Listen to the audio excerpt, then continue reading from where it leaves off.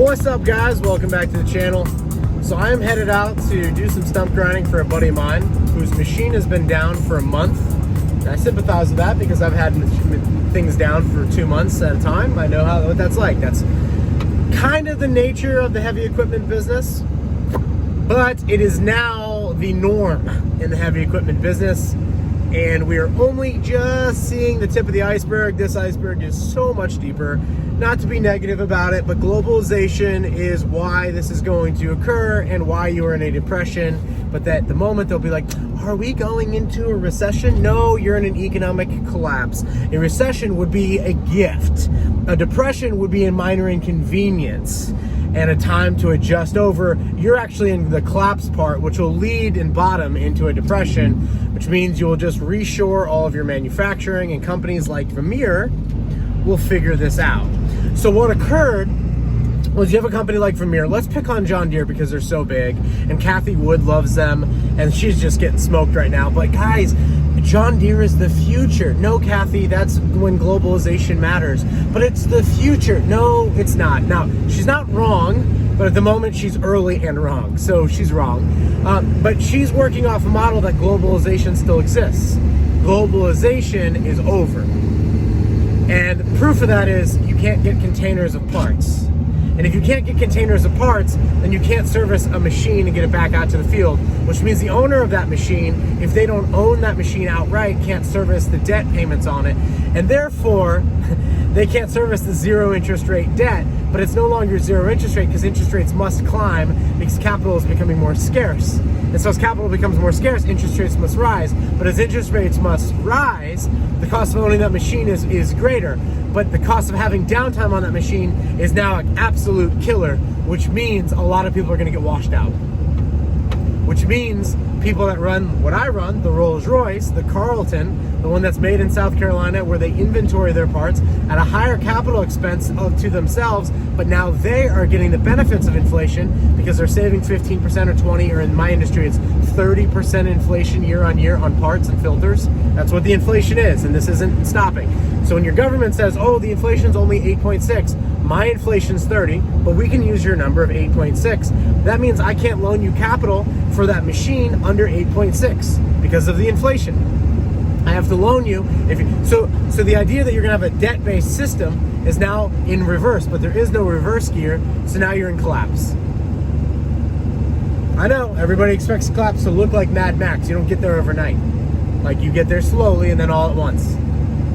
We're getting there slowly right now, and then we're gonna arrive all at once. Like, we're gonna go out Friday night, have a great time, get some pizza, some beer. Monday morning, we're gonna wake up to a totally different world where our credit cards and debit cards don't work anymore because the debt implosion has occurred, and they're doing a controlled demolition of the system. And they've already got you plebs basically used to doing what you're told, taking medicines that you're told to do. And the next move is, we can't produce everything at the rate that we used to produce everything. Some things will be available. It's not like everything's going away, but we're gonna need to give you a digital ration ID card so that we can, ration your goods. And instead of allowing free markets to work and allow them to work themselves out, we're gonna do that. And the plebs are gonna beg for it. They're gonna be like, oh my gosh, thank God we can buy fuel now. I can get my 5 gallons of fuel. I can get my rationed fuel for the day. And you're like, Traps, 5 gallons isn't enough, man. We drive trucks that get 6 miles to the gallon, 10 miles to the gallon. I can barely get to the station and back. You're gonna have to figure it out, bro. We're going through a very important transition, okay? We're fake and gay. We have to transition now. And that's what they did in the 70s. They're gonna do it again, man. Like, it's what they do. Like, I'm telling you, you don't want governments. Like, you don't want government. You don't even want town mayors, man. Like, you don't want HOA presidents. You don't want this in your life. But if you're gonna have it in your life, it's better an HOA president, because at least you can look at him across the fence and like throw a paintball at his car. Like, you can be like, hey Jim, I don't like it, and I have influence over it because I'm one of 300 homeowners in here, and I can posse my other homeowners to change the rules. But good luck posseing 300 million Americans. All right, good luck. More likely, you're going to be controlled by like a fraction of a percent of them, and they're going to just control you. until it breaks, and we're in that spot where it's about to break. So Vermeer can't produce parts because they can't get the containers, so they can't fix the machine. So because they can't fix the machine, homie can't run out and do his stuff.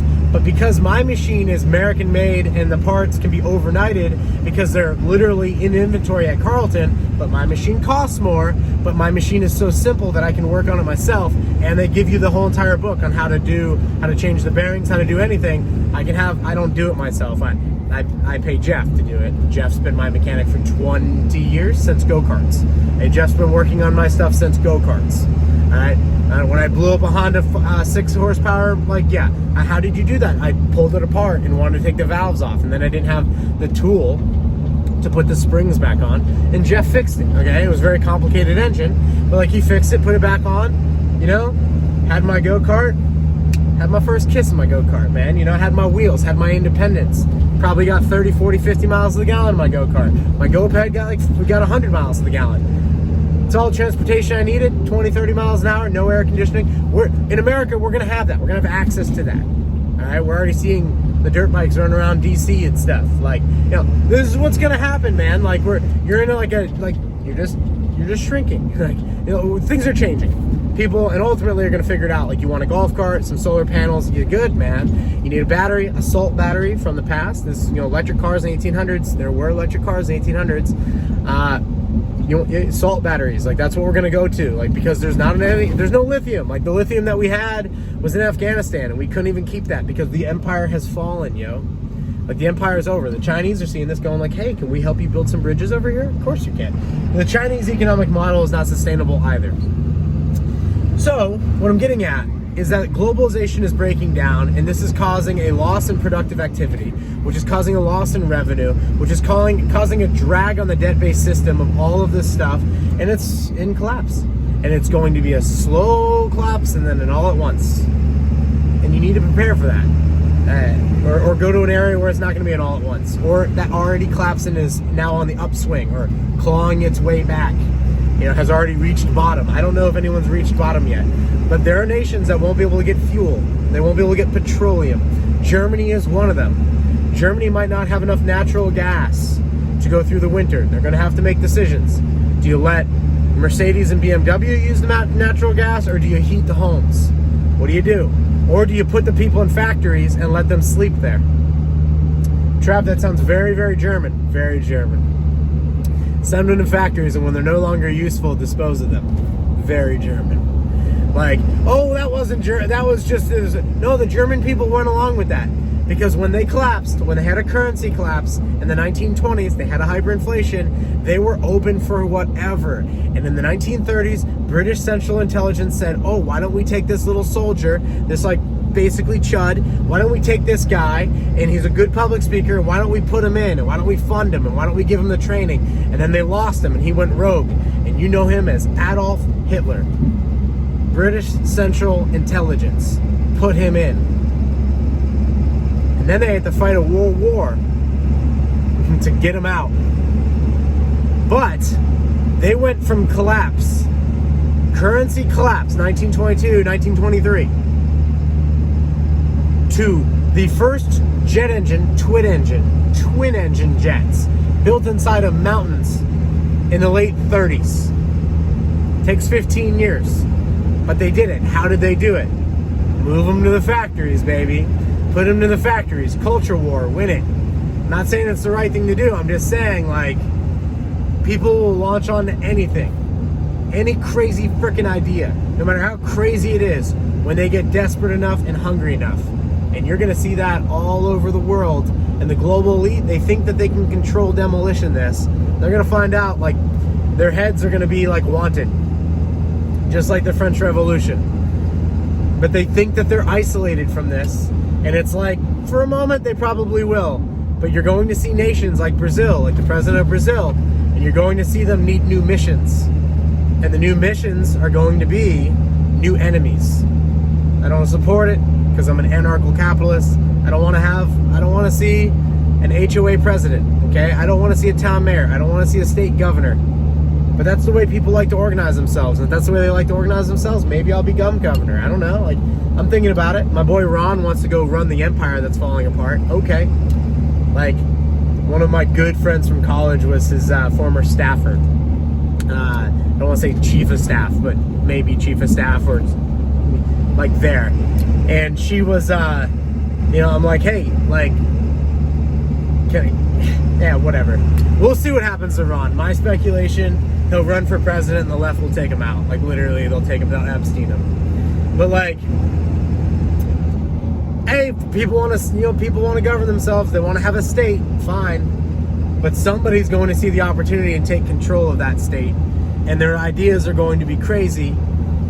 Like, hey guys, why don't we take Cuba? Why not? It's next to us. Like, we should take Cuba. I mean, the Cuban people probably support it. You have to have a strong enough state to do it. The state of Florida could do it.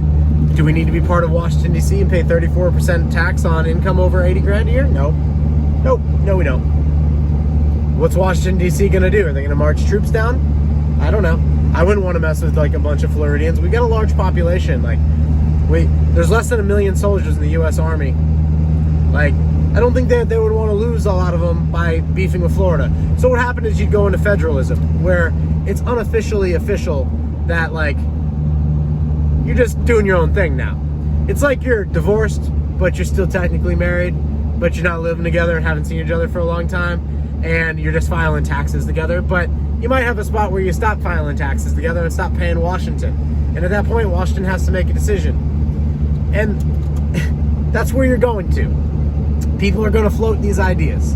They're going to get crazy. And those are the ideas I float because I think those are the ones most likely to win. Like, you're going to have to reduce, separate ways. Washington, D.C. is insane. They're doing crazy Looney Tune things, World Economic Forum things. Sorry for saying the world. We'll be in YouTube jail for the next week, I guess. Or the next month.